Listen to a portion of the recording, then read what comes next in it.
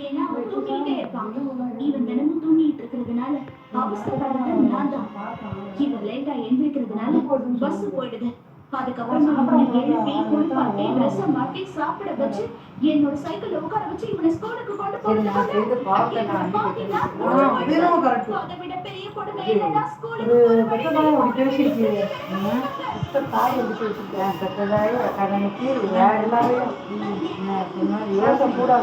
யோசிக்கணும்.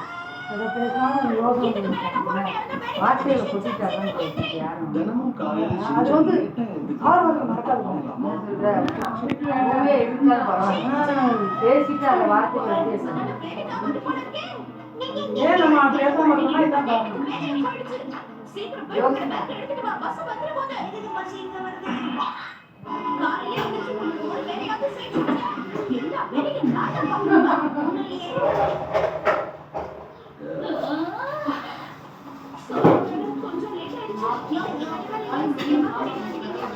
அப்பா ஃப்ரெண்ட வை